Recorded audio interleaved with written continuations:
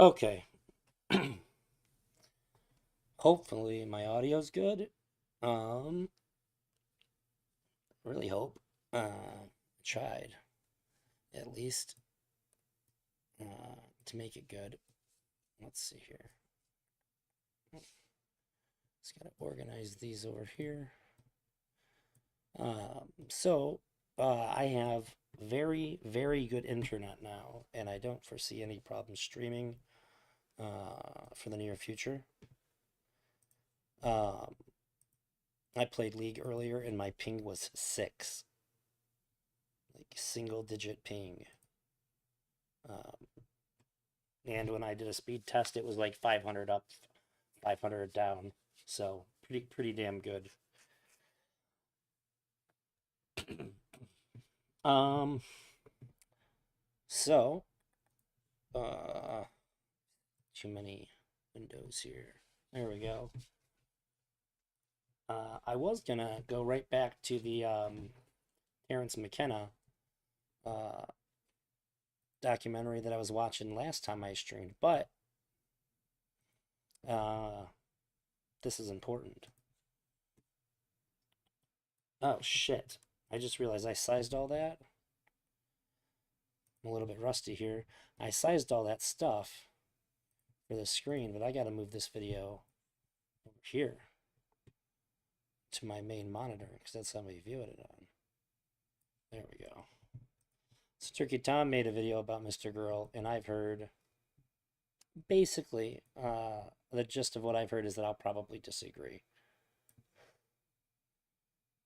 So I like disagreeing with people about Mr. Girl. So I'm pretty excited. Travis said, "Hey, hey Soyadle, I'm doing a lot better than I've been. That's for 100% for sure. Uh, I'm staying in a house now, not in a hotel. I have really good internet, and I should be able to stream whenever I want now, which is super cool because it's been killing me not being able to do it. Uh, I have uh, I have cool things planned already. I'm supposed to talk to uh pronounce it.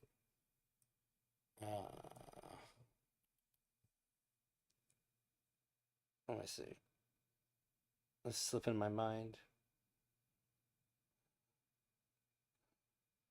PF Jung.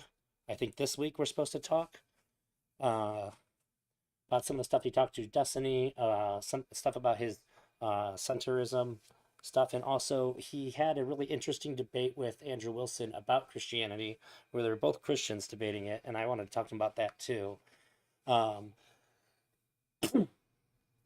because Andrew Wilson's argument sounds really good, but I think it's a bad argument too, and I wanted to go over that with him as well. Um, and also, I think that it's good for, I think that people that are at least attempting to be centrist, if you're for bipartisanship, you should probably try building some bridges with them. And so that's also part of why I want to talk to him. Um, I have another streamer poker game this weekend coming up, and then I'll just get it pick up where I left off on the Terrence McKenna stuff. Um, Also willing to take suggestions, and I'm gonna start back up like the viewer submission Fridays, just like whatever people want, like React community, like decide React thing, because I liked those, and I know people liked doing those. So, anyways, I'm happy to be back. I'm gonna grab something to drink. I'm gonna start this video. I don't know if anybody here has seen it. It came out 3 days ago, I think, so I'm not like super late to it. I was moving here. Uh, I think the day it came out, I drove from Michigan to Indiana. So it was quite the day. I didn't have time to do anything, let alone watch this video. Give me 1 second. I'm gonna go grab a beverage, and I'll be right back. Thank you, Ortel.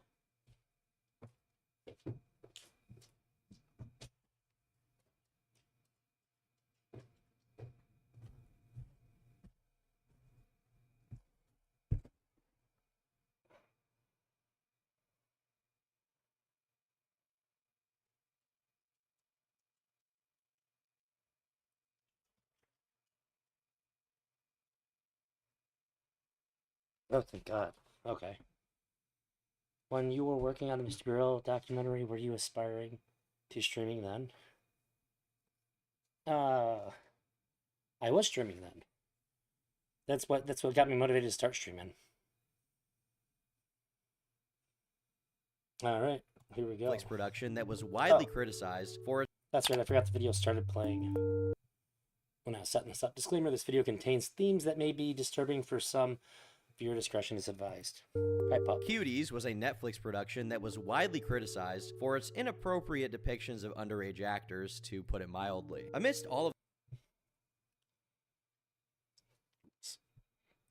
does try to make you sexually aroused by 11-year-olds. I'll say it's not bad at it. Max Carson, or Mr. Girl as he's known online, was attacked by the internet at large for his review. But what they didn't know was that his opinion on Cuties was just the tip of the iceberg. It's a story that involves Oh, wow. Okay. I guess we're right out the gates being bad faith. Fantastic. sex dolls, school shooters, domestic abuse, diss tracks, and psychological warfare. All from a man that fully believes, deep down, we're all exactly the same. Long before Max's disturbing opinions became known online, I don't think he thinks that we're all the same. Yeah, I don't. he was already a certifiably disturbed person, to say the least. He recalls reading books on how to pleasure women when he was just 7 or 8 years old, as well as teaching all of his friends how to crank it in middle school. For this kind of behavior to manifest that early, you'd think there was some kind of dysfunctional parenting involved in his upbringing. And sure enough, there's information pointing to that. His father, a psychologist who was, at some point, hired as an expert witness on child mistreatment, directly told Max that he wanted to strangle him. Due to his father hating him, he ended up living with his mother, which led to another set of issues entirely. He's claimed multiple times that his mom was attracted to him. And it felt like she was constantly making little comments or jokes, or insisting on having sexual conversations with me, touching me in ways that I was uncomfortable with. I wanted to recoil from her. Like being in the car, I would be pressed against the door, never wanted to hug her. I would feel like I would want to wash it off if she touched me, if she looked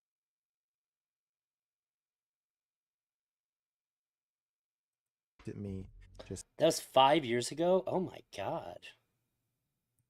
constantly feeling violated. He then goes on to explain that when he was 10 years old, his mother was married to another woman, and that they both teamed I think it's weird to insert somebody's childhood trauma in that kind of way.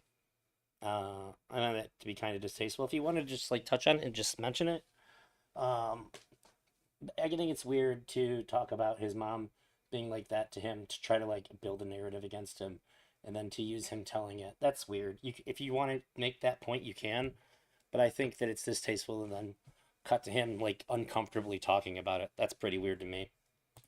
up against him, constantly nitpicking everything he did and accusing him of being a sexist. According to him, this happened anytime he displayed slightly aggressive behavior, which he eventually started doing on purpose just to get a rise out of him. When his father told him his mother might just not like him, Max decided to confront his mom about it, and she responded by telling him he needed to leave the house and go live with his dad. Following that situation, the family went to see 2 different therapists, one of whom took her side, and another who met with Max in private, and told him that he was probably right and his mom disliked him. As a result, Max stopped talking to his mom for a year and a half until they happened to see each other on the street and developed a polite but I think it's weird how many words were replaced with weird. Yeah, I have the issue when people have a criticism about something, they tend to use weird. I think when the criticism, it's the actual criticism won't land well. distant relationship. When he was But since everybody can kind of fill in the gaps when they say weird, like it turns into some kind of criticism. To nitpick me.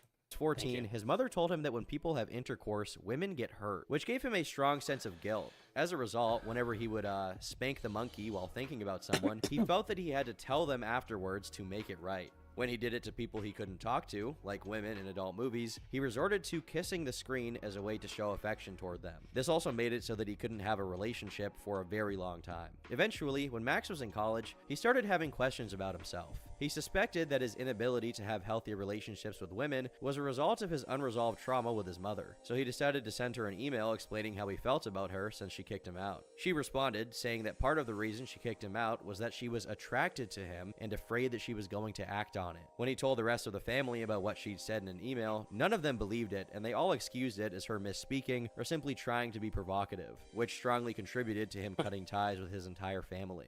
In order to appropriately cover his college years and the things he got up to, we have to contextualize by delving deeper into his high school years. Max describes the city he lived in as extremely progressive, to the point that his parents were divorced, his mother came out as lesbian, his mom's wife picked him up from school, and no one ever made fun of him for it. To put it simply, he grew up in a very tolerant and progressive environment, with his school shutting down plays that contained Latin American stereotypes, but having no issue with another play being put on at the school called The Vagina Monologues. Because of this, Max felt that he could, and should, express himself, and so he asked the editor-in-chief of the school's newspaper if he could write for it. The editor refused outright, but told him that he should start his own paper, which he eventually did. In 2001, Max I don't know if I ever mentioned this, but I was in journalism in high school, and I would get edited so heavily that I would have to print out copies of what I wrote ahead of time for my friends, so that they could read it before it got edited super heavily by the teacher that ran the journalism course. And sometimes they would edit me so much that like what they cut out and then left in, what they left in after cutting things out would just be incoherent. It would be like literally unreadable. Um, so like when I see him, when I've heard him read the things that he was allowed to distribute in school, I was kind of jealous of that. And oh boy, Mr. Girl is a human with balanced, stable family background. Max began a newsletter titled The Crux, but he wasn't allowed to distribute it the regular way by simply placing it next to the rest of the newsletters and school papers. You see, the school staff didn't really like what he had to say, so they threw stacks of it into the trash whenever they caught it lying around, prompting Max to begin handing it out during lunch. And even then, they continued trying to stem its distribution by whatever means they had. But this might lead you to wonder, what was so bad about his newsletter that the entire school was adamantly trying to stop other students from even That's reading what's up. it? Well, within the first 3 issues, the topics he covered were more mundane, with topics like fluorescent lights making him hate himself and everyone else, and his support of the normalization of adult films, which was par for the course for the school. But he also covered more inflammatory things like his review of a Cambodian New Year celebration, where an Asian woman gave a speech denouncing the objectification of Asian women. In his newsletter, he wrote, "When I got to listen to the Asian woman's speech, I wished I were on a different planet. People seem to have this crazy idea that if you tell someone not to be racist, sexist, or whateverist, they'll see the light you've directed them to, and you'll have cleansed their souls. Secondly, was it necessary to wear such a short skirt? I don't want to listen to a speech about objectifying Asian women who don't want to be objectified by someone who has just objectified herself. Also, if I'm not mistaken, wasn't one of the stereotypes that was listed in the speech that Asian women like to have intercourse? Perhaps I misunderstood this my whole life, but don't most people like it? And if Asian women really don't like it, then how come there are so many Asians? However innocuous this ultimately is for a teenage guy to write, you can see how a school teacher could take issue with it. But this little blurb pales in comparison to the future issues. In the 4th installment, Max writes about how people who talk too much about how important it is to fight against prejudice and other issues are simply interested in themselves, saying, usually these people will change the topic to something upsetting, and then they'll overflow with empathy for whomever you're talking about. You'll see 1 minute.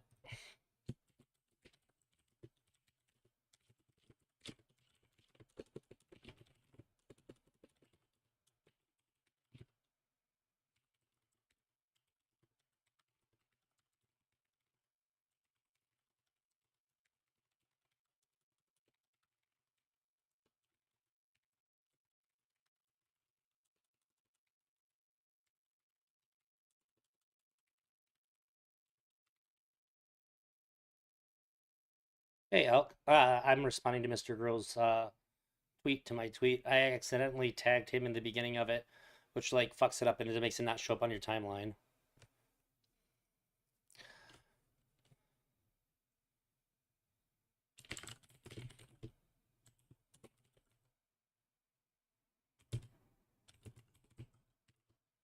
I was criticizing him for talking about Luigi Mangione as though like he's already been convicted. He's had a couple tweets now where he talks about the guy like we know that he's the guy that shot the CEO. I think he shot the guy was shot. Um, And it just really seems weird to me the way that Mr. Girl talks about like justice and accountability, that he would just sort of go along with like the idea that this guy is guilty.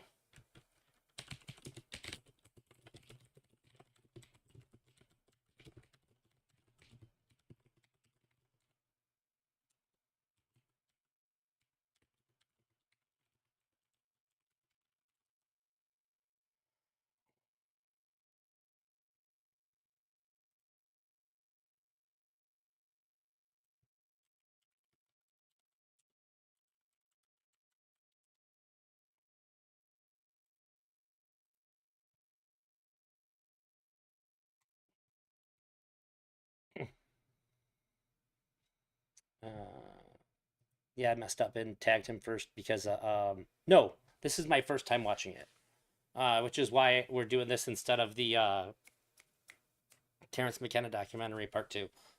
Um, I right before I moved, I got a new phone and it's an iPhone. My first time having one, my first time tweeting from it. So I was just and when you tweet from an iPhone, it's weird. It just like the whole screen is like the tweet window, and it doesn't show like it doesn't look the same at all like it does on Android or on PC. I think Android and PC are pretty similar. So I didn't even think about the fact that I tagged him first. So he commented on that and also said it seemed kind of obvious to him that the guy was guilty. I think those kinds of comments are pretty bad. See that they're so sophisticated. I mean, I know a lot of people that think it's pretty obvious that Mr. Girl's a pedophile, and I think that he's gotten shit from people a lot based on their feeling that it's obvious. So I just would have assumed that you would want to see somebody tried and proven guilty before like making comments about them as though they are. The very mention of racism makes them want to cry for all the lynch victims they used to know. It's at times like this I wish that empathy were a liquid so that these people could choke on it. He closed this issue off with one question. If you could eliminate any race, what race would you eliminate? Well, this was enough to get him in hot water. It was issue 5 that earned him a week-long suspension due to sexual harassment and racism, according to the school. Now, as much as Max became a condemned person later on, he was actually kind of right in this instance, since what he actually wrote was a satire about his principal, Mr. Myers, and admitted child... I just got to take my meds. Also, that you just got here, let's see. This video came out while I was in the process of moving. I had like a single day to pack up all my stuff from like 3 different locations and then drive 2 states over. So with it all, so I didn't even know this was out until yesterday. I'll let it play though, and I'm gonna go grab my meds. Was accused by 28 different people over the course of 50 years. According to Max, there was an outpouring of support from students and school staff to let Mr. Myers keep his job. For context, he hadn't suffered any legal repercussions for his crimes due to the statute of limitations. He did eventually get arrested and convicted in 2023, not for molesting kids, but instead for insurance fraud and theft, although he was sentenced to 2 years of probation and is currently free. In his newsletter, Max wrote, "My response to Mr. Myers' controversial hobby of children, I'm going to break up with him, and had I known he was a child molester, I never would have gone out with him in the first place." He then went on to attack the people who supported him and those who were unwilling to press charges or contact social services over the allegations they'd... I always thought that was a really funny line. Oh yeah. In addition to my normal meds, I've taken an antibiotic. They had to slice open my cuticle and drain my finger. I cut it on a gutter working, and my finger was at like almost the exact same time dunked into gross gutter water. And I even said out loud, my finger's going to get infected. And then my boss made fun of me for saying that. I was like, I'm sure it'll be fine. And it got super infected. I went to the ER after I smacked it on my phone. Just like a casual like hitting it on my phone. And it hurt so bad I couldn't see for a minute. And I almost fell down. But after I went to the hospital, they drained it and got me on some like super duper antibiotics. I take these giant pills twice a day. That feels a lot better. For reasons beyond my understanding, he immediately segues into race relations, saying, "Black people have an unfair advantage over the other non-white races. They have a well-respected representative. The closest thing that Latin American people have to Martin Luther King Jr. is the Taco Bell Chihuahua."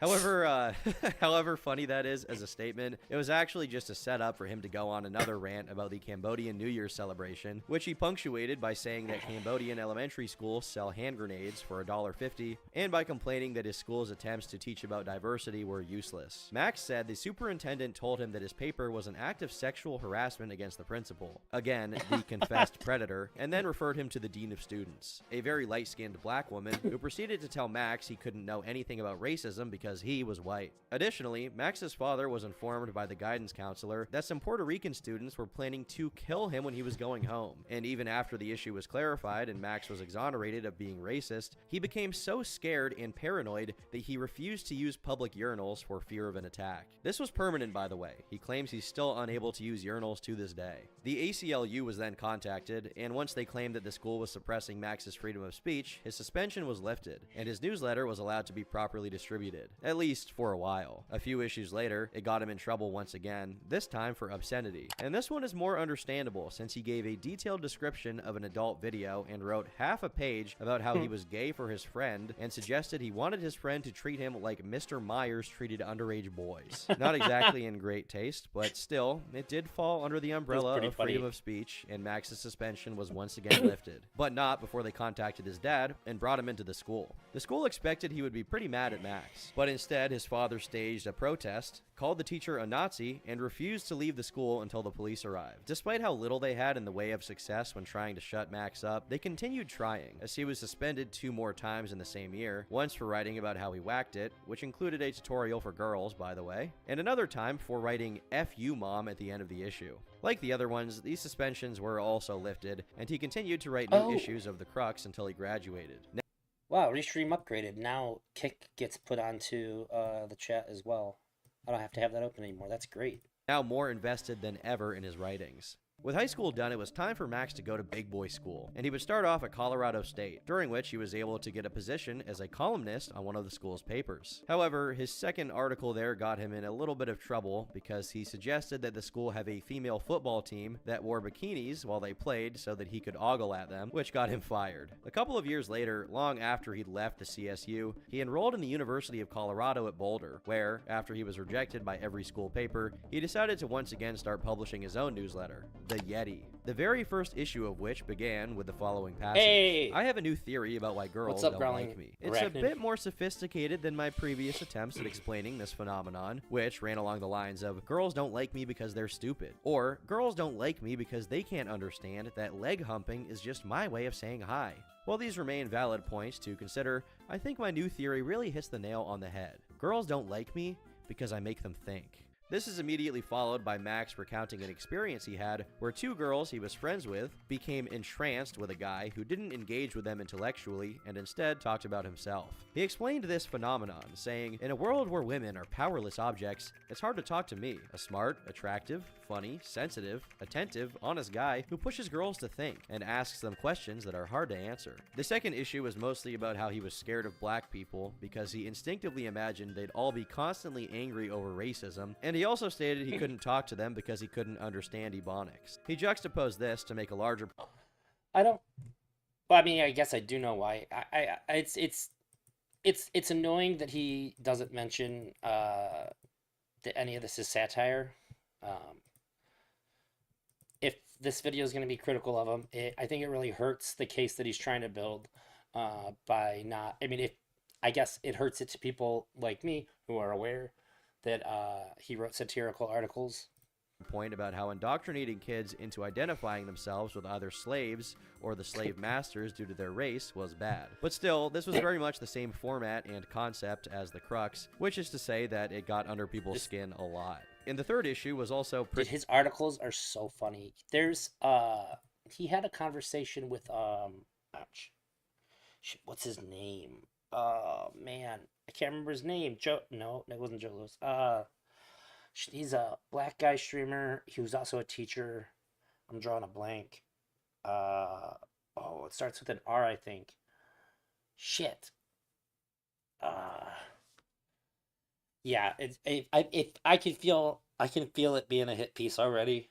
Well, I guess I was also tipped off too, so I'm kind of going into it with that mindset. I can't remember his name. Rhizome. he had a stream with Rhizome, and he read one of his papers. I think it was about fat girls. I was in tears when I watched it. It's so funny. Um, and I remember my wife heard me listen to it, and she got really mad about it, which is like surprisingly out of character for her, because she's like really tiny, and she doesn't usually get offended on like other people's behalf. And she obviously wasn't upset anymore when I was obviously, he's this is a satire article. That's why it's funny. Um, then I think that it would be.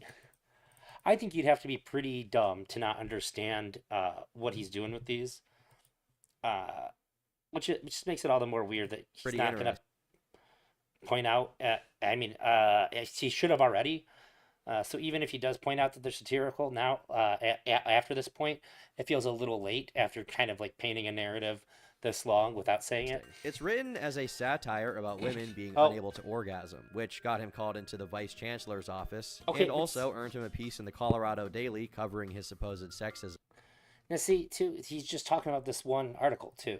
Once again, the ACLU I did not know that was going to happen when I paused and said that though. intervened, and nothing happened to Max. However, from that point forward, the college staff hated him and were just waiting for an opportunity to exact revenge. For a while, he continued to publish his newsletters unbothered, which gave way to multiple bangers, like a tutorial on how to be a good white ally, which included the phrase, "Every time a white person laughs, a black person cries." Another highlight is his diatribe against fat girls, pushing it to the Dude. extreme and actively promoting anorexia to make a point about appearance standards. However offensive on the Wait, surface go level, back. the actual beliefs that Max For example, try frowning every time she takes a bite of food, or pointing out skinny girls and saying, "Isn't she pretty?" Gosh, she's pretty.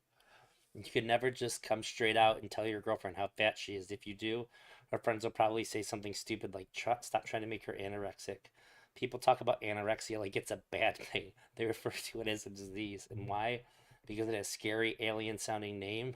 Why not call it beauty or self-control? How many other diseases have upsides to to make a them? point about appearance That's standards. funny. However offensive on the surface level, the actual beliefs that Max expressed through his writing were very much in line with feminism, racial equality, and other beliefs that permeate college campuses. The only difference is that Max did his best to espouse these beliefs in the most sarcastic, insane way possible to get people mad at him. In an You interview see, like, I feel like you've already built it up throughout all this, then to point it out this late into it, it just, I feel like that's inherently dishonest. conducted with him at the time, he made this perfectly clear. I think there's a lot of social issues out there, important things that people aren't talking about, like racism and sexism and homophobia and things like that, that I feel like would be better addressed in a humorous manner than by preachy, finger shakers. Well, don't you feel sometimes that people will take that satirical manner in a negative light instead of doing something positive for the cause? Yeah, I mean, it's a concern of mine. I don't know. I don't think that reading my newsletter is going to convert someone who wasn't a racist to being a racist, or it's going to make someone who has no prejudice whatsoever to suddenly being like, wow, I do hate women. He made it clear time and time again that he was quite left-leaning politically, but That is pretty obvious. And also, too, I think that, like what he's saying, too, like the finger wagging kind of way, that doesn't really draw any ears to people that aren't outraged. But humor sort of crosses that, bridges that gap. If you have seen something of his and you think it's funny already, you're probably going to engage with other stuff, and you might end up hearing those points that you might otherwise tune out. just it's loved it's being a pretty solid provocative, point. which deeply irritated the college staff. But it all came to a head in April of 2007, when the Virginia Tech shooting happened. It is an incredibly busy time here in this newsroom as we are all pulling together to cover what is turning out to be the deadliest campus shooting in U.S. history. At this afternoon... On the 16th of April, undergraduate Sung Hui Cho went on a shooting rampage, killing 32 people and injuring 17 others. The very next day, Max attended a women's studies class that focused on the issues of black women, during which, while everyone else lamented what happened in Virginia, someone said, "I can't imagine shooting 32 people," which prompted Max to respond, "Anyone who says they've never thought about shooting 32 people is lying." He then went on to explain his statement, supposedly specifying that given how generally obsessed people are with violence, especially when they're kids and teenagers, and given how terrible the conditions are in public schools, it made sense for that to come up as a thought. But he clarified he did not intend it as a threat. Despite the clarification, he was summoned to the Chancellor's office and had to rehash his explanation once again. But as soon as he was about to walk out, he was met by 2 police officers. Max claims that at that moment, he realized that the administration was exacting its revenge, and they reported him to the police as if he'd made a genuine threat. He was then questioned by the cops, excerpts of which he eventually uploaded to YouTube. So just to start off with, why do you think you're here? I think I'm here because some of my classmates and my professor became uncomfortable during a conversation we had in class today. In his recounting of this whole process, he says he spent a night in jail, during which they had the TV on, which allowed him to watch CNN report on his arrest live on TV as if he were a Virginia Tech copycat shooter who was caught early. It's pretty easy to find news reports about Max from this time, some of them focusing exclusively on his unfortunate quote and painting him as a potential shooter, others including information about his newsletter and the crazy things he wrote in his issues. Later on, he found that unlike what the news reports said, it wasn't his teachers or students who felt threatened by him that called the cops. It was the head of the Women's Studies department, who, upon hearing of his arrest, cheered, saying, "We got his ass." As soon as his case hit the news, 4 ACLU-affiliated lawyers jumped on the opportunity to represent him for free due to how much attention the situation got from national news, which is not surprising considering how soon it was after Virginia Tech. His dad bailed him out, Max refused to plead guilty, and ultimately, he was offered deferred prosecution, meaning the charges against him would get dropped if he simply committed no other crimes for a year, which he gladly agreed to. While Max claims that all of this was done with the intent of permanently stifling his ambitions with expressing his unorthodox perspective, it did quite the opposite. Now, the faculty advisor for another school paper became a fan of his work and offered him the position of opinion editor, which he happily accepted, partly because he genuinely wanted the job, and partly because he wanted to do a little trolling. The first instance of his shenanigans was to, as he put it, publish a moderately racist essay about how Latin Americans should speak better English. Surprisingly, he got away with this, so he proceeded to up the ante. He submitted one of his own articles titled, "If it's war the Asians want, it's war they'll get." I don't know why he has so much smoke with the Asians, honestly. I don't get it. His article was actually covered by the local news. The article, written by student Max Carson, details his hate for Asians and poses that they be subjected to phases of absurd tasks.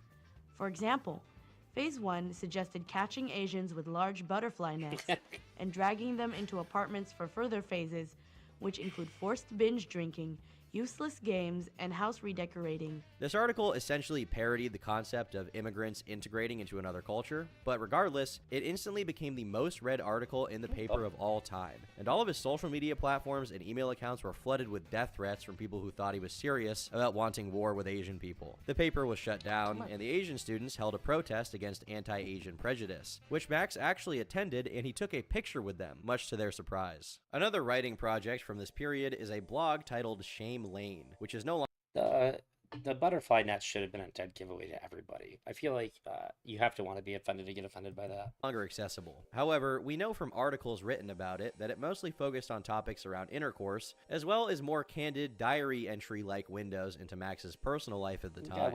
He recounts temporarily working as a barista, but having to quit because he stared at women too much. Then he got a job at a YMCA in San Francisco and found himself a girlfriend, although they broke up shortly after they moved in together. And the breakup was so bad that the police were called on them by the neighbors, although he doesn't specify here what exactly he meant by so bad. However, he has made a video talking about an instance where the police came during one of his breakups, which I assume is this one, unless it's happened multiple times, which is even worse. I grabbed her wrist. She screamed for me to stop. And then, after that first time, a few weeks later, I grabbed her arms because she wasn't listening to me or something. And I grabbed them really hard, and afterwards she showed me bruises on her arms. A little bit after that, I just said, okay, that was so loud that the neighbors are going to call the cops. And before they get here, I need you to put on a long sleeve shirt so they don't see the bruises on your arms. Because if they do, I'm going to spend the night in jail, 100%.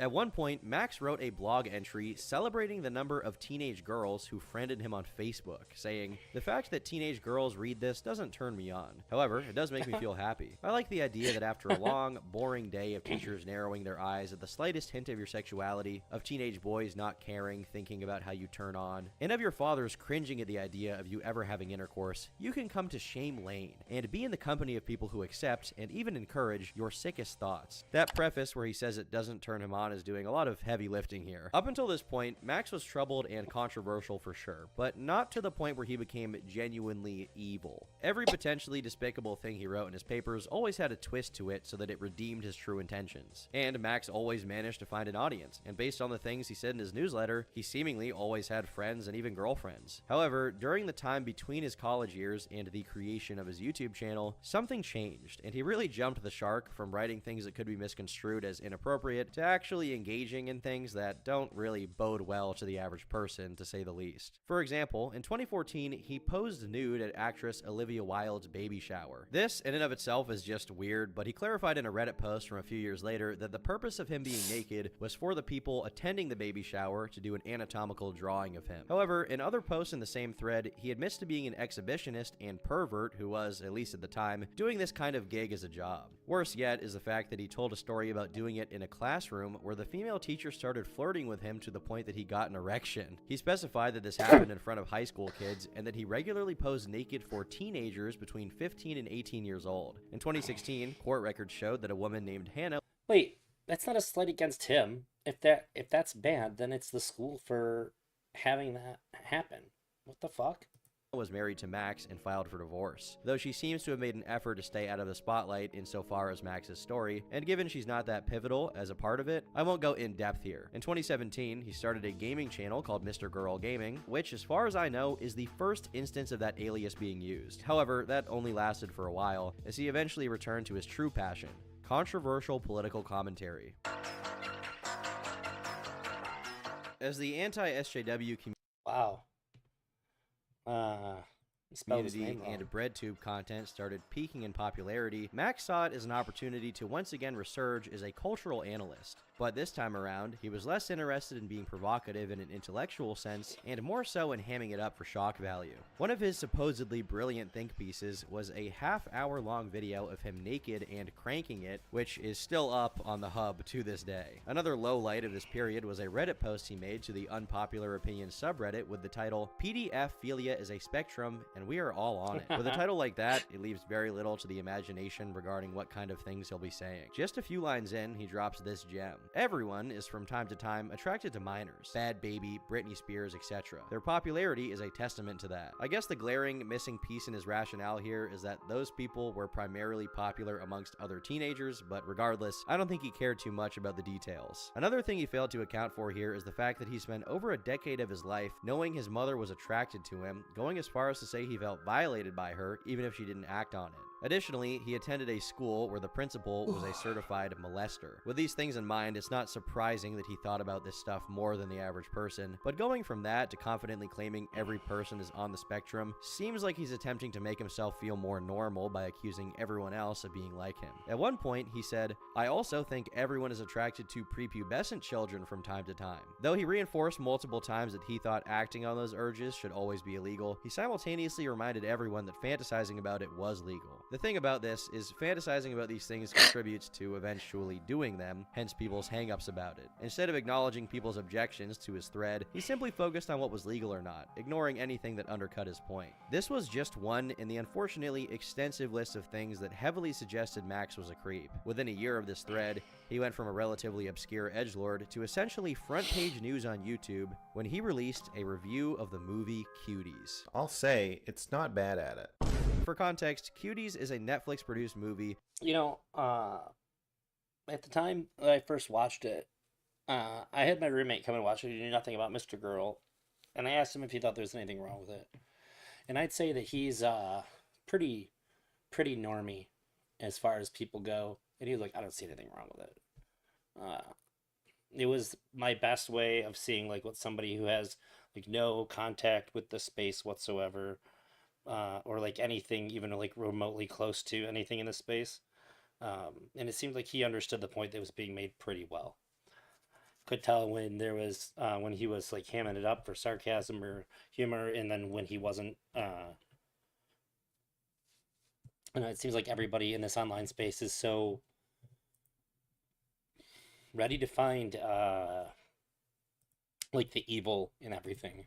That featured extremely inappropriate scenes of multiple 11-year-olds Sorry, Queen Bee, I'll dancing do in my short best. shorts. Once it was released, it was instantly met with extreme disapproval from everyone since it essentially contained the exploitation of children. They tried to salvage the movie's PR in a dozen different ways, often by saying that the movie was mismarketed by Netflix and that it was actually against the exploitation. This point was also attached to the claim that the backlash came from Western audiences who were too dumb and chauvinistic to get it, since the movie was made by a Muslim woman. However, none of these copes remotely do justice to the fact that the movie explicitly depicts the exploitation of minors and frames it as something liberating by juxtaposing it against strict Islamic values. Regardless of how I think that the movie did a fine job of showing that it's bad.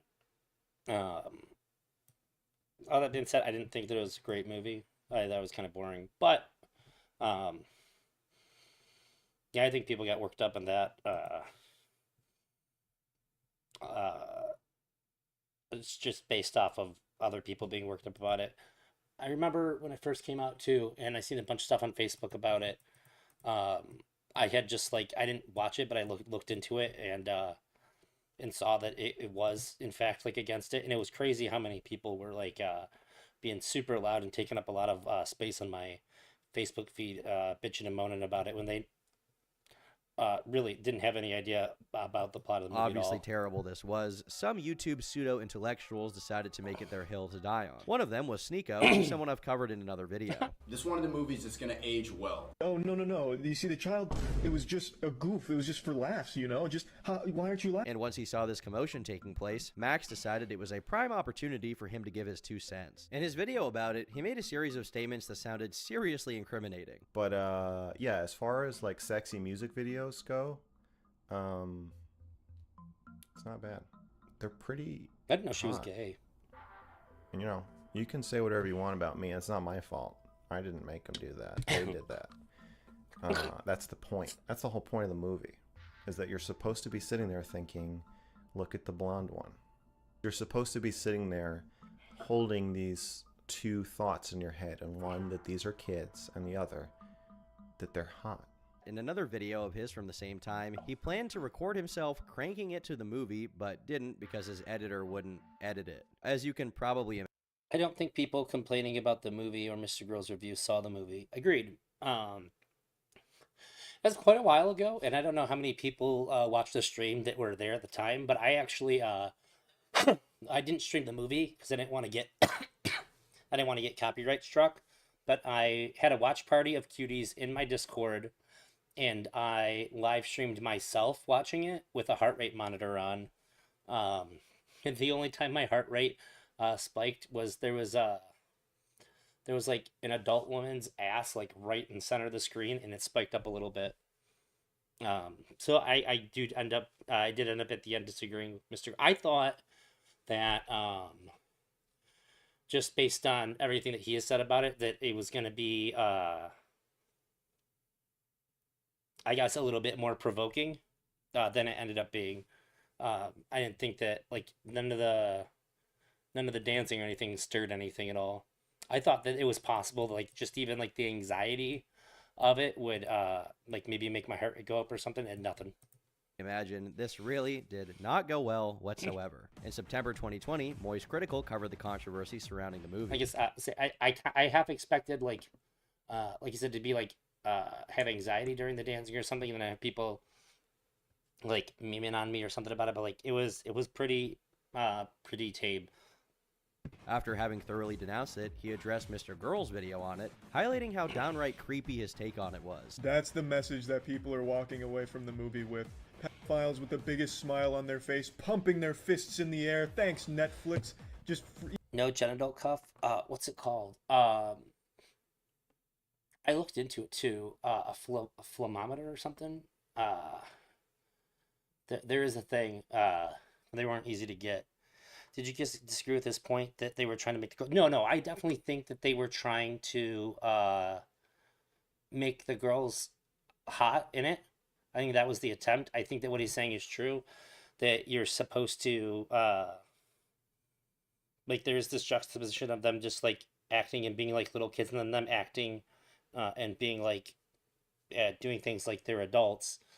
And I think it's supposed to make you uncomfortable because even if like regular like preteen girls or like young teenage girls aren't like doing like the dancing and stuff, there is some element of them wanting to be older and doing things as though they're older and trying to express themselves in like sexual or pseudosexual ways. And I think the idea of the movie is trying to get you to confront that, that it's just something that we tend to ignore as a society. And it's probably not good that we ignore that. Easily accessible and softcore child.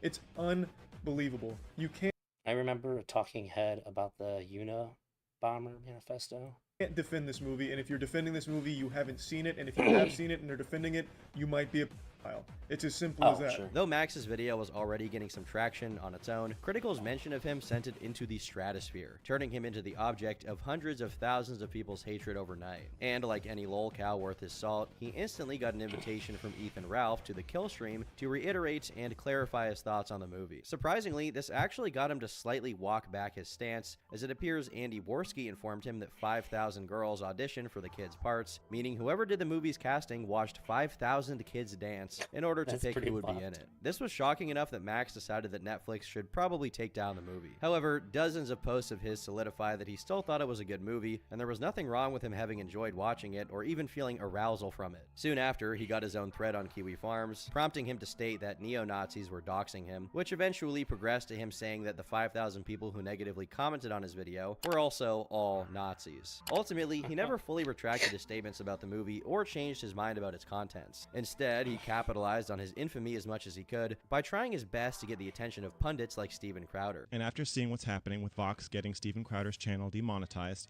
I decided to repost this video with a new introduction to stand in solidarity with Steven. Censorship is an increasingly huge problem, and huge corporations like YouTube or the government or whoever should not be reaching into my channel's pants without my consent and pulling videos out. You can call me anything you want if it makes you feel better.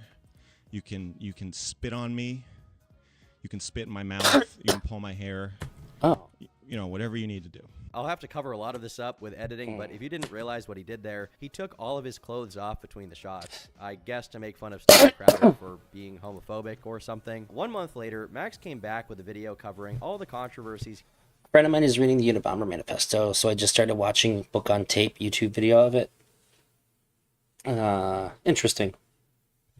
He'd been in since high school, claiming that he'd simply been misunderstood in every single case. While this video is pretty superficial in the point that it makes, it's quite telling that he sees the cutie situation as just another instance of people unfairly targeting him. And it's even more telling that, to this day, he couldn't move past the issues he had with the authorities a decade prior. Like an edgy Peter Pan, developmentally stunted and frozen in his edgelord phase. In December of 2020, Max got banned from YouTube, which did very little to make him actually change his content. And so as a result, when his channel was eventually reinstated on YouTube, he went right back to usual. However out of touch he was with his own situation, he did give way to plenty of extremely entertaining moments. Hey, Portland. You don't think this is a very good video on Mr. Girl? You came away with a lot more respect for Mr. Girl. Yeah, this whole thing, by leaving out certain things, it definitely feels like it's a dishonest attempt to make him look bad. Which, in all honesty, I think that even if you approach it with a lot more good faith and you do point out the things that I think that if you don't frame it in the way that he does, there's plenty there for most people to end up disliking Mr. Girl just on their own. So I think it's really weird to take that approach. Like, I think that Mr. Girl, for the majority of the things that he's done with his career, it's just going to be off-putting to most people. So it kind of raises the question, like, why are you working harder to make him unlikable? such as his Eminem parody song about his controversy. 'Cause I'm a pedophile! He was basking in the attention, negative or otherwise, just as he did in every other instance when he got into trouble. It was evident that Max was clinging to his 15-minute... Still, I gotta say, it's probably, it's like top 3 videos that he made. That music video is so good. It still makes me laugh every time I see it. ...of fame since he continued to make increasingly unhinged rehashes of it. You're playing Minecraft in a cave looking for diamonds. That's funny. I'm in the same cave looking for miners. Albeit, they did continue to be entertaining and successful, accruing millions of views and streams. Also, his, like, that bass that's in there, like, if you listen to Mr. Girl's album in, like, on a system, he has some of the bumpiest bass of, like, anybody. It's crazy. I think maybe, like, there's some Tech 9 songs that, like, shook my mirrors as much. But it's very rare to hear bass bump as hard as Mr. Girl's bass does. He killed it with that. Uploaded with this picture of Wapple. However, once you look beyond them, very little substance can be found in what Max is trying to push, leaving him permanently relegated to the outskirts of BreadTube.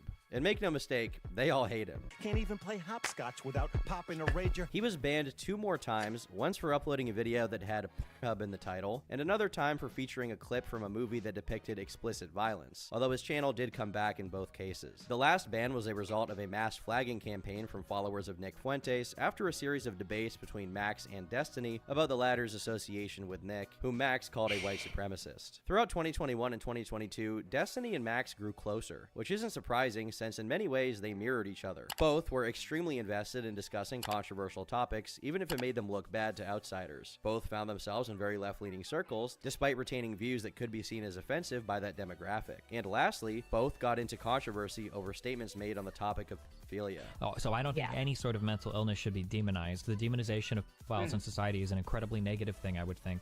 Pedophilia is very much a mental disorder. The more you stigmatize it, the less people seek treatment for it. So yeah, I absolutely think that shouldn't be demonized or stigmatized. Cool.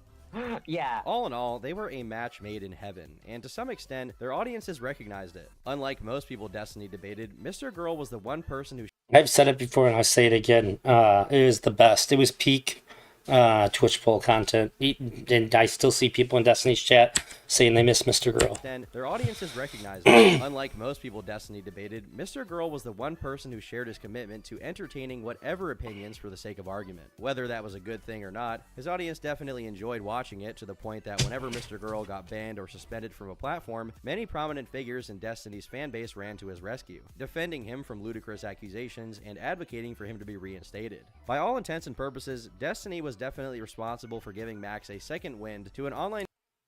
Yo, it's Draws. I can't say that, but what's up, fake guy? Also, I'm just going to assume, based on my experience with this internet connection leading up to me streaming tonight, that the stream quality is really good. Oh, I don't need that PayPal thing up there anymore. I'm not hurting like I was.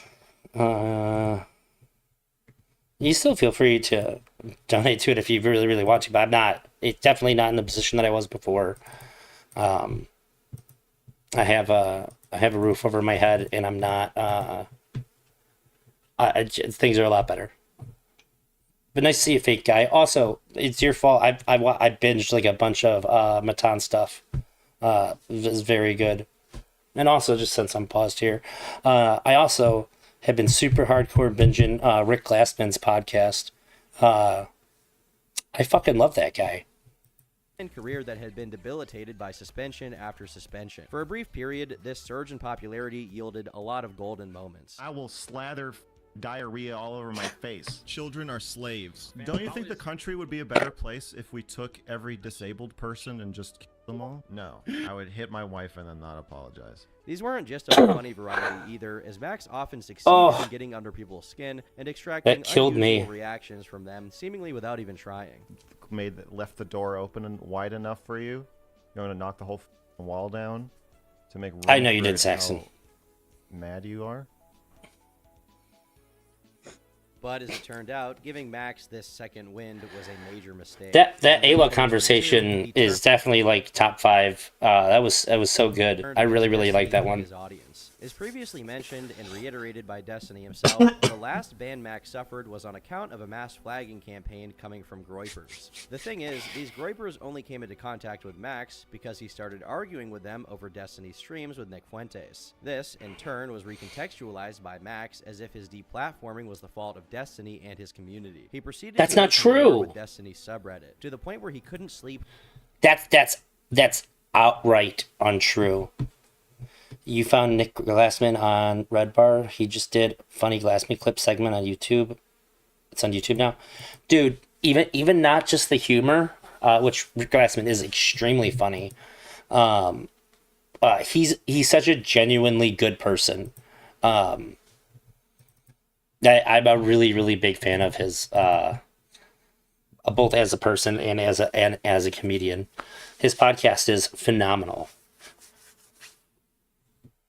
I just watched one before I started streaming, but anyways, this is a lie. Was recontextualized by Max as if his deplatforming was the fault of Destiny and his community. He proceeded to go to war with Destiny. He has explicitly said that it wasn't Destiny's fault. He fully acknowledges that it was Fuentes. It's not true. It's Rick Glassman trolling Tony Hinchcliffe. Dude, he was great on Kill Tony. Really good. A lot of that is there's his clip. I'll play it after this. You ban some criticism that you just don't like in Or your hang own on. subreddit because of how it makes you feel. Imagine how it would make you feel if you and anyone who agreed with you was banned from responding and for periods of time. All right, hang on. I'll play it real quick. 'Cause I loved it.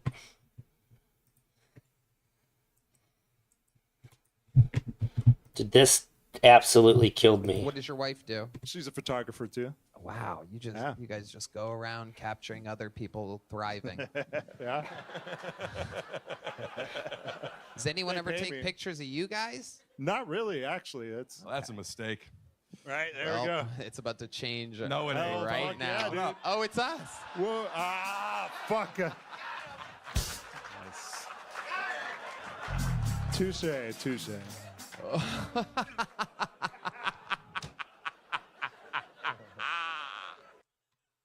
Dude, I was dying. Alright, sorry. Time, you are the main topic of the subreddit. It's a really terrible feeling watching this story. Obviously I understand what this feels like, right? You certainly understand. I know what this feels like. I've had plenty of subreddits do this to me before. Yeah. Okay. The point Max is making here is that since Glassman. he was hurt that Destiny didn't orient his subreddit's moderation to be more favorable toward him. So I think it's really weird to conflate these two things. It's really weird. It's like he's using the truth to tell a lie. The subreddit war thing did happen around this time. Mr. Girl just sort of felt like it was kicking him while he was down. Not that it caused the banning. I expected this to not be like super good faith, but I didn't expect there to be like a retelling of the history of it in a way that's just like clearly untrue. as not to impact his career negatively. Meanwhile, Destiny argued that no one's well-being should depend on how other people's communities behave. For a guy who spent years upon years bragging about how easily he could push other people's buttons and how little he cared for the backlash, Max was weirdly sensitive to how other people talked about him. Once again, something was fundamentally shifting underneath Max's surface, as being online for too long had made him increasingly deranged. Soon after his declaration of war, he got into a Twitter squabble with a couple of other people in the Destiny-adjacent community. I think it's important when they talk about the war that him saying that was sort of tongue-in-cheek. Like, he was upset about it, but it was like a fun way to do it. I think it was a way to sort of like deal with it, but without being like, I think the purpose of that was to make it feel a little bit more lighthearted and not so aggressive, more just I don't know how to word this.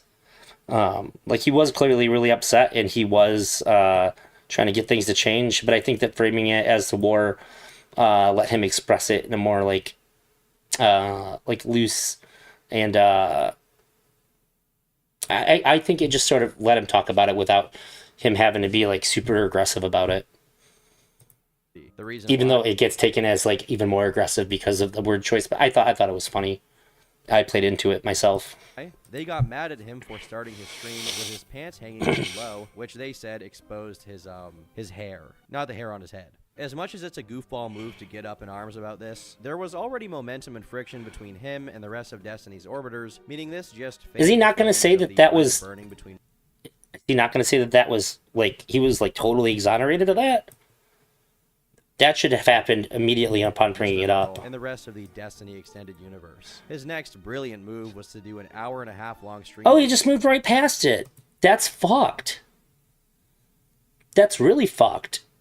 Twitter, where he aimed to expose Destiny for being exploitative and disrespectful to those who came on his stream. In actuality, all that Max had was a screenshot of Destiny exchanging lewd messages with Anna, a girl who is known to be a liar and generally unstable person. As if that was proof of, well, it's kind of hard to tell. Mr. Girl didn't just come out to do that. Destiny talked about it. He found out that Mr. Girl was investigating, and Mr. Girl responded to that. Mr. Girl did not like volunteer to put the fact that he's writing the report. He didn't volunteer to make it public.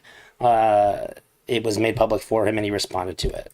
Tell what this was supposed to prove. Max was grasping at anything he could do to squeeze every last drop of attention out of his association with Destiny. A That's small commentary crazy. channel, Nicholas Diorio butted into the drama, sharing new screenshots of Anna and Destiny talking, wherein she could be seen clearly stating she did not think she was being manipulated in any way. As a matter of fact, she claimed the opposite, that Max was the one being extremely manipulative, pressuring her into taking part in his expose.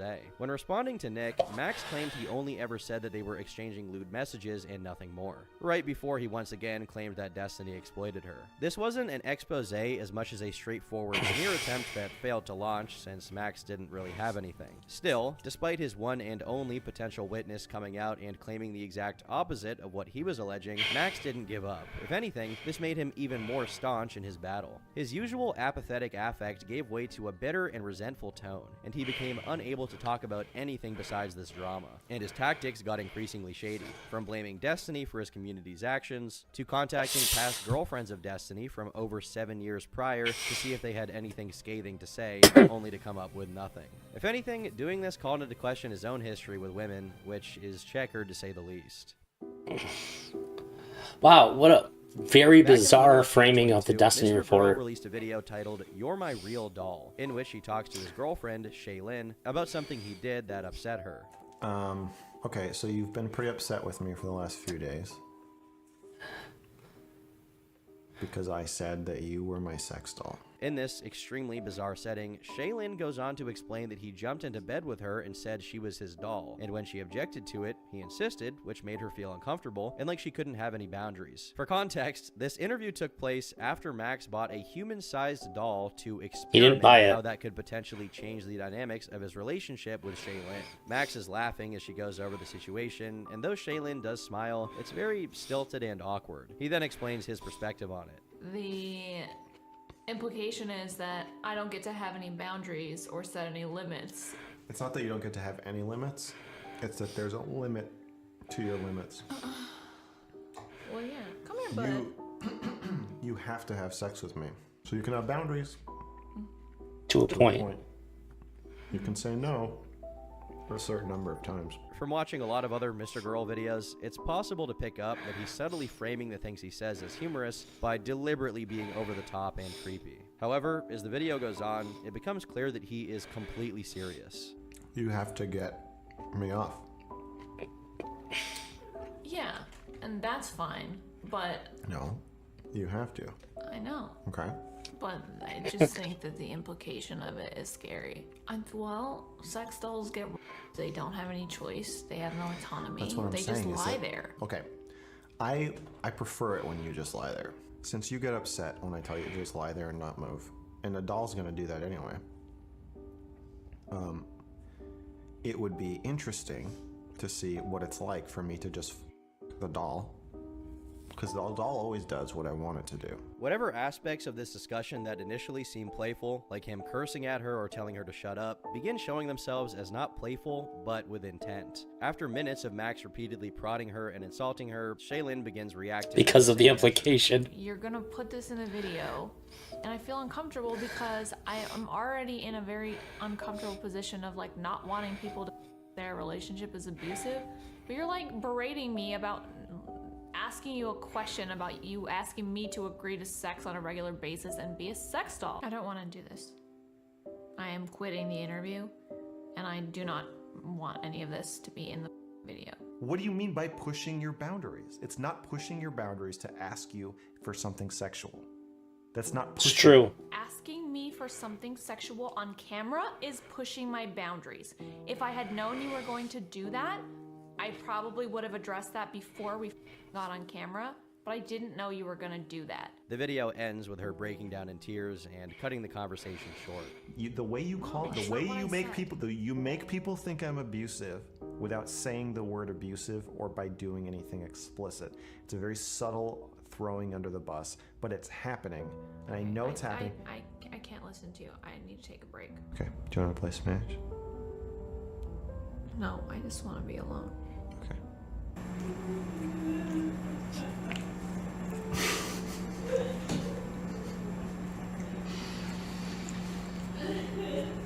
This is possibly the most revealing thing that Max ever posted online. Oh However my much God. in element he seems to be in his writing, videos, or music, it doesn't. I think the Real Doll review is the best thing that he's ever made. I really hate when people frame it this way. It's I think it's really revealing about how little people know about and understand boundaries when they talk about the Real Doll review. I've had a lot of conversations with people about the Real Doll review, and I'm always surprised at how bad people are at interpreting it.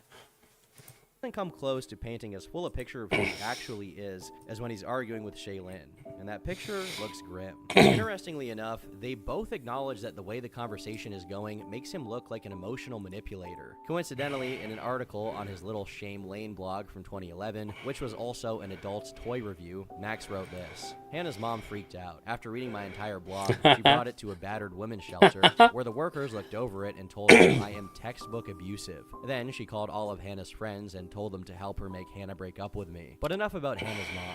Let's talk about the Monique Alexander realistic fleshlight. I have to say here that they did not break up, as she eventually went on to marry this guy for reasons I cannot comprehend. Regardless, it is noteworthy that Max has been under suspicion of mistreating his partners far before he ever got with Shaylin. However, I need to note here that these kinds of interactions between them were so common that people made entire compilations out of Mr. Girl's mistreatment of Shaylin. That's a stupid question and should tell you that what you need to do is talk about your feelings, not ask more dumb. I understand that you have some other retarded argument you want to make that has nothing to do with that. That's not why I'm screaming at you. It's horrible for me because like I already feel bad about it. Like, why would you do that? I mean, I know why because you've explained it to me, but it's horrible. I assume Shaylin eventually changed her mind about not wanting the interview to be part of this video, because if that's not the case, then he ultimately did violate her boundaries by posting it. Despite all of this, they're still together to this day, with Shaylin largely supporting his crusade against Destiny, which a lot of people chalk up to some form of Stockholm Syndrome. After Max messaged every single girl Destiny followed on Instagram, and even resorted to reaching out to other orbiters he'd previously beefed with to try and scramble for any source of dirt he could get, in March of 2023, he released an article with over 100,000 words on Destiny. Unsurprisingly, it had no measurable effect, as it just rehashed things he'd previously said and were far from being secrets in the first place, or were simply gigantic stretches about how Destiny having people argue against each other on his stream. I think it's pretty weird to downplay the Destiny report when it's come up to be more and more relevant. Like multiple people that have interacted with Destiny have like called back to it since then. And whether you think there's any value in that or not, I think skipping over that part again makes this video more bad faith. of gladiatorial match. It's annoying. Regardless of whether Destiny and his community are overall good or bad entities, it's clear that this was motivated by an obsessive vendetta over their personal issues. It's not clear. Fortunately, this effectively closed the chapter on their public spat, and only after this came out did Max move on. But not to better.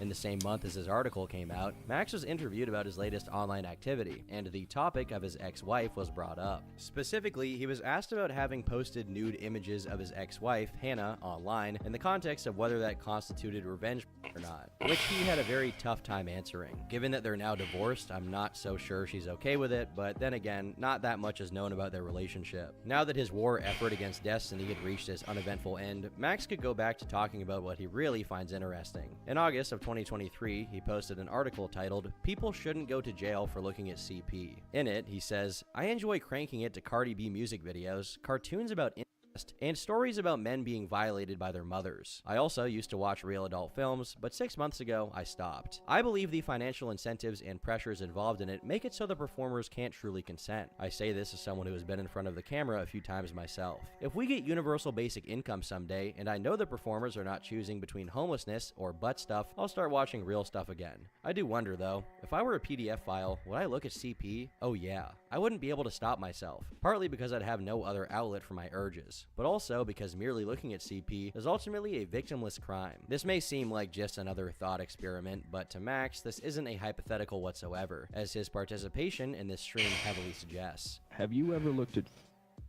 I need What you to we're answer doing. the question honestly, or leave. Yeah. Okay, along so with- I should just leave. Have you ever looked at... I don't think I have. I don't think he's gonna indulge that. Mind you, a month before this article, he made a review of the movie Sound of Freedom, which is ostensibly about a US government agent who hunts down human traffickers. Despite being produced by a relatively small studio, the movie was highly successful at the box office and went on to be very well liked by audiences. Of course, Max saw it differently. In his review, he said, "The Sound of Freedom panders to our collective delusion that CSA can be stopped with violence, that you can out-violence the violence. I should disclose here that I strongly dislike Donald Trump. I find the QAnon, conspiratorial, anti-pedo, anti-Jew shit among his supporters very disconcerting, and it all looks to me like..." This guy must have watched a lot of Mr. Girl to make this video, but it seems like he didn't get anything from it. I don't think it matters if he did or not. I think that I guess just based on how, because you're right, he had to have seen a lot of it. I would have to assume that Turkey Tom understands the points, but he's just choosing to frame things in a negative light because it makes for a more agreeable video. I don't think that he would make the video at all if he was going to concede that Mr. Girl had good points about things. Like an excuse to join an insane cult so you don't have to deal with complex problems in the real world. I voted for Biden. It's very easy to get a lot of support when you're saying Mr. Girl is bad. It's not very easy to get a lot of support when you say some of these things sound bad, but they're actually quite interesting, and here's what's actually being said, and breaking it down and talking about it. It's a lot harder to get people to listen to you favorably when you do that. So it seemed like Turkey Tom was just looking to make a video, not super surprisingly, after he said that he was stepping away from Destiny's community, that he put up a video that was going to very easily get him a lot of positive attention. Biden because I think Trump doesn't respect the rule of law and has no morals. However, Biden has sniffed, kissed, and fondled too many children in public to stay in my good graces. I think he is a creep who has, at best, been inappropriate with kids. In private, the truth is probably worse. Common things being common. While Max is just addressing how the movie became politicized, so it's not completely out of place, it's... Please like the video. strange that he simultaneously I appreciate that, says he Saxon. voted for Biden and that he believes Biden is a creep. Usually those two things are mutually exclusive and cancel each other out. In another section of this article, he speaks about the personal experiences he had with people he knew who had suffered this kind of thing, noting that their families usually ignored or pretended it didn't happen, which he interprets as the default reaction, and even gives it some degree of justification. However, there is an alternative explanation that presents itself once you factor in that multiple of the examples Max gives are girls he dated. It could just be that girls who are neglected by their families are overrepresented in Max's dating history. This is... He kind of reminds me of that Professor Dave guy. Who does? Isn't to say that cases like that don't exist, but Max's perspective could definitely be skewed here. Before he closes the review, he says that the movie is homophobic and refers to one of the Oh, children Turkey Tom? who were trafficked as attractive. I'm obviously singling out the most inflammatory things he said here, but again, it's his intent to be inflammatory and say these things. I'm just documenting it. In September of 2023, he was banned from It's not his intent to be inflammatory. YouTube once again for violating the child safety policy of the TOS. Whatever momentum he had built up from his songs and his association with Destiny that could establish him as a content creator was on his deathbed. In April, he made a hardcore pivot and rebrand, creating a TikTok account called Observer Physics, where he supposedly was going to focus exclusively on subjects like astronomy and astrophysics. But he was apparently banned from r/physics for claiming to make grandiose discoveries in the field without backing his claims up whatsoever. Well, additionally, he claimed to have how I debunked a felt about discovery that. made by Albert Einstein, which is just really funny. It was alleged that Max was trying to get legitimate academics to visit his live stream to discuss his ideas, but he couldn't contain himself, getting into fights with them in emails before the streams could happen. As of the writing of this video, there are only 2 uploads to his TikTok, and though they were successful, it seems he's abandoned this project. I hope it comes back though. I'm excited for Mr. Girl's Time Cube and Terry Davis arc. If he doesn't do it himself, one of his sycophantic followers who imitate him online, because yes, these people exist, will probably do it before he can. Besides his physics side project, in July 2024, Max dropped an EP titled The Blackface, where he raps alongside a black version of himself using an AI voice. The track list includes songs such as One of the Good Ones, Some of My Best Friends Are Black, and most importantly, Shake Your Flaps. One of the latest developments for Max is that he announced he was working wouldn't on even say putting pussy together a flaps? documentary. Care to guess what it's about? Is about child sexual abuse. What a topic to become a one-trick pony. Before he said that was the topic, I predicted that it was going to be about Gary Nasser, and I still think it's about Gary Nasser.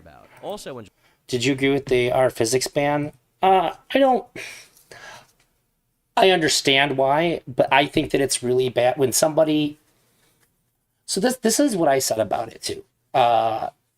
Mr. Girl reminded me of myself when I first started getting into physics, and one of my best friends, he was sort of like along with me on my journey of like delving into physics. He got into it like at the same time as me. We used to talk to each other a lot, and we would think that we had really good ideas about things. And I thought we did a really good job of like keeping each other in check when we'd go too far off and thinking we figured something out and we didn't. Like for instance, I don't know how or why.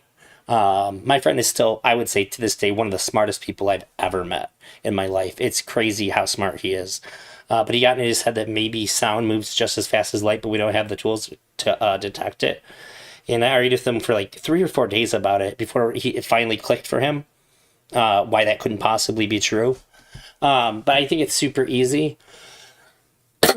to go down a line of thought and reasoning where something that's just like totally false, provably false, is correct for you the way that you're looking at it. You get really, really invested in it. Because when you start learning about quantum mechanics, there's it's such a new way of looking at everything that it's just very easy to make those kinds of connections. So it's pretty normal. So I would have assumed that the people doing our physics would have. I would think that. I think that just like.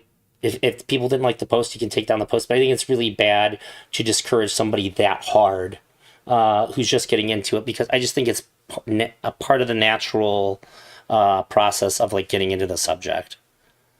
I wasn't with Mr. Girl on the physics stuff, but I thought the band was really repulsive. Yeah. Because I thought it was cool that he was doing that stuff. I hated everything that he said about black holes and stuff. I think I even said at one point, it almost felt like he decided to invest a lot of time and energy just to troll me specifically. And so like I really went off about it. But I kind of was expecting to have I wanted to have like a fun, combative argument with him about it, the same way like that I used to with my friend, because I'm so invested in physics. But after seeing the way he'd been treated and heard him talk about how it made him feel, by the time it came for him and I to talk about it, sort of the wind got taken out of my sails because I know the way he talked about how it made him feel. I know that all too well, and I couldn't have that kind of aggression with him like I wanted to. In July of 2024, he wrote a Substack article about Dr. K from the YouTube channel Healthy Gamer GG, whom he's been calling. When people are wrong, you should tell them they're wrong. In like academic fields, 100%. I don't think that you should let up on that. I don't think that you should entertain the idea that maybe they're right. I mean, it's possible that I mean, if there's like if there's a non-zero chance that they're right, but like there's nothing to indicate that, I think it's fine. Go hard, argue with them, all that. But to push them out of the discussion entirely, it's bad for the field. You're hurting yourself and that person. It's a bad idea. Out for allegedly mishandling a therapy case in 2020 that's related to a personal death. However, due to how little this case has to do with Mr. Girl directly, besides the fact that it's extremely complicated and to some extent a legal issue to tackle, I'll refrain from going too deep here. Since this announcement, things became I don't want to talk too much about how Mr. Girl shone a light on this really bad thing and then was included in a New York Times article about calling it out. It's really, I'd say that the Dr. K thing is one of the most vindicating things that Mr. Girl's had in his career. So, of course, he's just going to brush over it at the very end like this. Quiet as far as controversy went. But it's only a matter of time until he gets another 15 minutes for saying something creepy, or Shaylin leaves him and drops an hour-long video explaining how evil he is or something. Until then, I've been Turkey Tom. Thanks for watching, and until next time, leave me alone. Oh, what a shit video. Yeah, it was a bad video. Learned Elders of Teemo. Spoiler, not very objective. Learned Elders of Teemo. You have no idea how much I love your name. I'm a big Teemo stan. I don't know if he's here. I have a BMO plushie around here somewhere. And it has Elder in the name. You're a cool fucking guy. Yeah, this video was trash. Big time. I probably have like 2 million mastery with Teemo because I'm a terrible person. Like if you look at the Schwarzschild radius of the universe, it's the same as the actual radius. So look, there is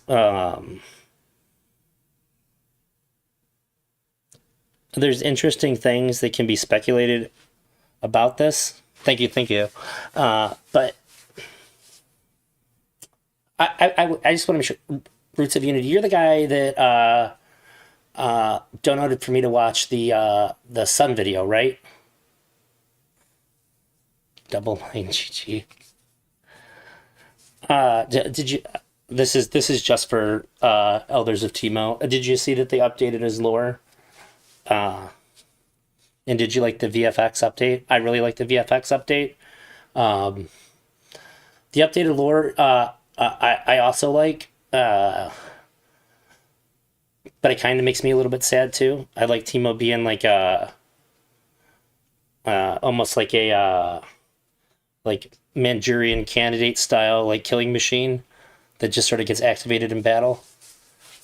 So like I guess if you're gonna say that the universe is a black hole, I guess I gotta challenge you and ask you what a black hole actually is. What do you mean when you say black hole? What it says about other kinds of black holes that we have observed, and if it is, so okay, that's what I thought. I was pretty sure. And also too, then like, why isn't the universe losing mass as black holes do lose mass over time? There's a few problems. Not played with the visual update, but the shit skins look way better. Yeah, all the skins look better, and I have every Teemo skin. I have all the legacy ones. I have the prestige one, all of them, and I have all the chromas for ones that have chromas.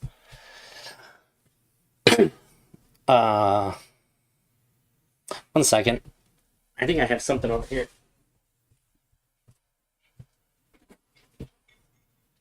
I do. So I don't just have the plushie, but I also have this this little statue as well. That's what's up. Fucking add me on League. I think I have another Teemo in here too. Somewhere. That's a Malphite.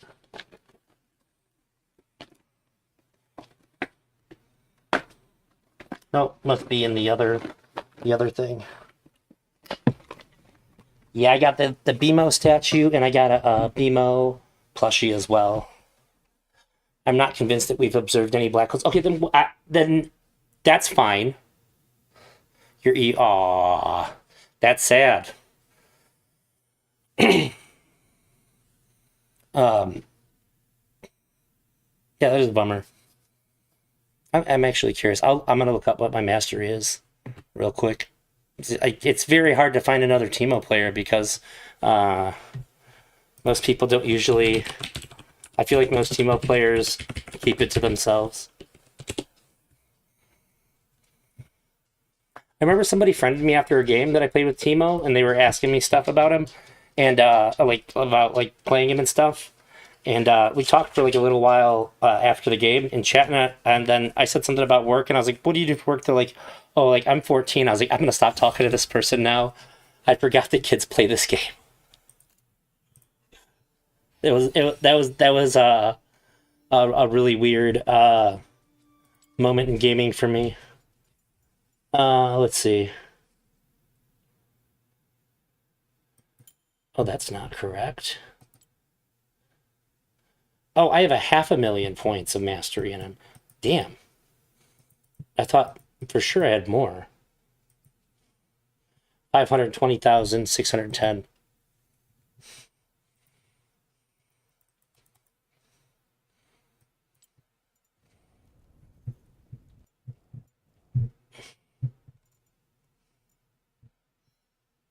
Oh, what? I didn't realize I don't have a second I don't have a second series of Eternals unlocked for him. I gotta do that. You do? Oh my god, I want a 1v1 you Teemo versus Teemo so bad. I wish you weren't in EU. Roots, what do you think that the thing that we call black holes are that we observe? And how do you think that differs from like the mathematical model of a black hole? I'm so curious about that. Also, oh, there's a Teemo. Do you? I really like the.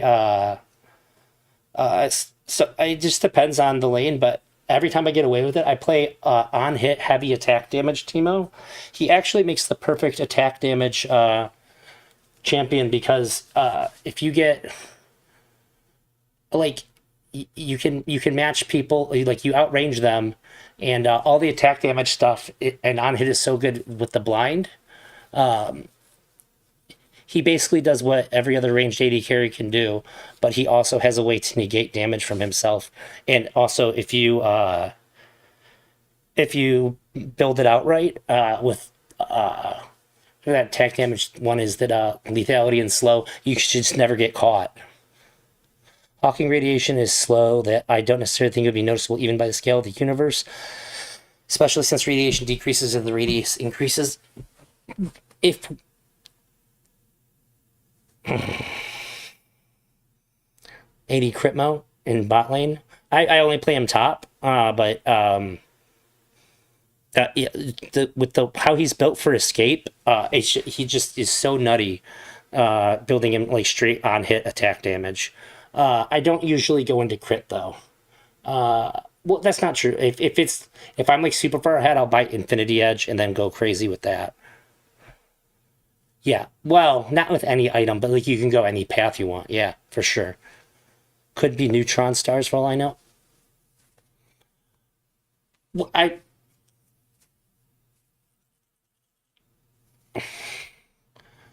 So there are things that we can see that have like that are dense enough to where they have behaviors that would match like what a mathematical black hole would be.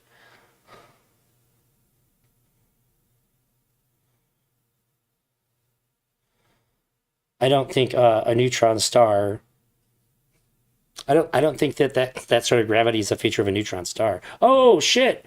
Hey, Lethe Waterkai, thank you so much for rating. We just finished reviewing a video, and I'm talking to chat now, both about black holes and Teemo from League of Legends.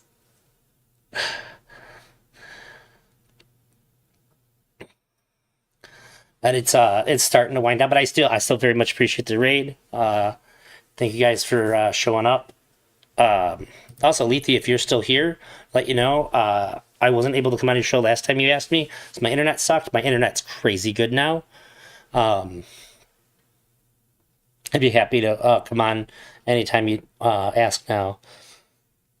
I'm the ultimate bravery player in Iron, and I'm just happy to be there.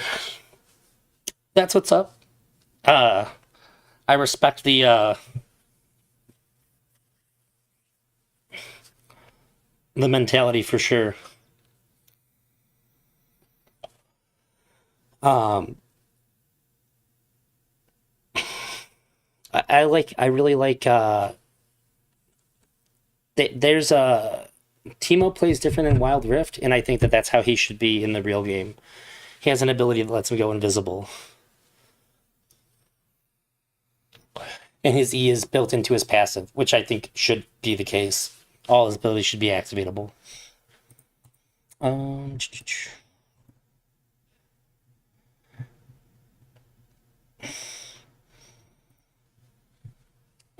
It's unfortunate that I'm winding down now. I have so much to do. I have to finish unpacking my U-Haul, and I have a whole mess of laundry to do.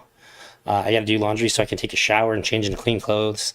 But I was super happy to come back to do this. And I tried to reach out to Turkey Tom about the video because I think it was bad. I think he has bad takes on most of it, and I think that so there's bad takes at best, but like straight up lying and dishonesty in the worst parts. After playing for 14, 15 years, I don't give a damn. That's fair. That's fair. I just played a game before this to see how good the internet was, and my ping was 6. I think that's gonna help the climb. The only reason I'm aware that people would say it's a black hole and not a neutron star past certain size is I can't pronounce it, but I know what it is. I watched it and it was dishonest for sure, but I don't know how reliable that is. Would you want to maybe tomorrow you want to come on and talk about black hole stuff? You've said stuff like during something like I understand you have at least some idea of what you're talking about, and I think it'd be an interesting conversation to have, and we can pull stuff up and go over it. Because I'm pretty curious. When people say black hole, I had a guy who was a pretty big fan of mine get super mad at me when I said, "Well, we don't know that black holes exist." I was like, "We see this thing. What we actually do is we don't see anything." There, and then we see this activity and we speculate that this is a black hole here, but we can't even prove that black holes exist. And he got super mad at me. So when people start talking about black holes, if I don't have a way of thinking that they have first clue about what they're talking about, it's very hard to engage with that because I don't know what they mean or what they think that they mean when they say that, and how that's going to translate out to like the mathematical black holes or like the behaviors of the things that we see, or the behaviors that we see that we label as being caused by a black hole.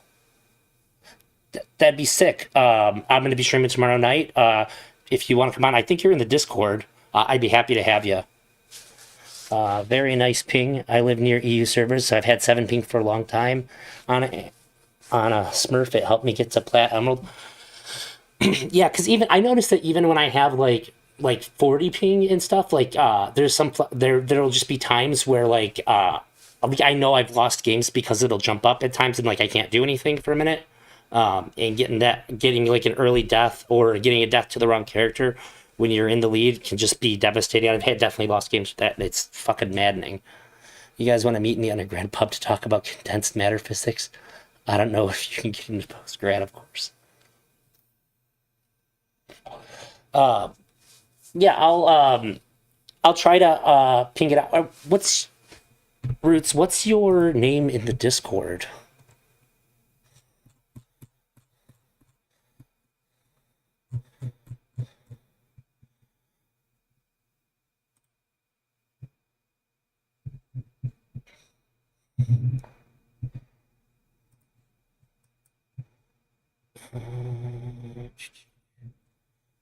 Because I don't think it's Roots of Unity in there.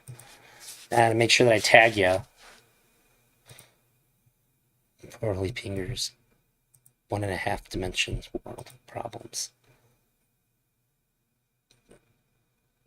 I'm always at the worst time. Oh yeah, dude, for sure. And I know it's not. My rig. It's dated now, but I 2080 Ti is still pretty good.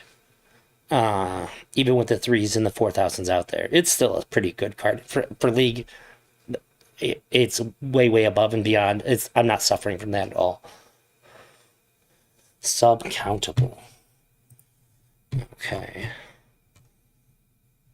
Let's see here.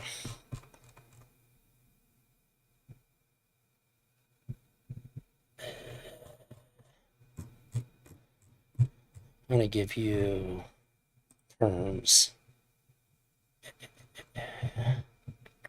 Oh, shit. Yeah, I just realized I don't even have you tagged as Stream Enjoyer, so you don't get notifications when I stream. Okay, I have you tagged with perms now too, so so now tomorrow night before I stream, I announce it with a ping. You'll get the ping, and then you can hop in whenever you want, and we'll talk physics. But yeah. That's it. Oh, what's to say? Imagine if your 10-hour daily Sigma grind set was working on, I can't pronounce the name, mass. I'd imagine those 80 hours a week could be pretty useful then, huh? I gotta get out of here though. I got a ton of laundry to do. I still gotta finish unpacking my U-Haul.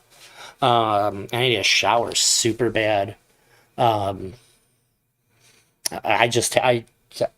changed my shirt, but the idea of like changing clothes after a shower into dirty clothes, it like really grosses me out. So I gotta get to all that. But it's nice to see you guys. If you're here from Lethe or if you're new here, hopefully subscribe to the channel. I hope you like the video, the stream, and I'll be back tomorrow and keep rolling for the foreseeable future. If not tomorrow, then on Friday, gonna be picking back up on the Terrence McKenna documentary, and gonna be talking to PF Jung soon.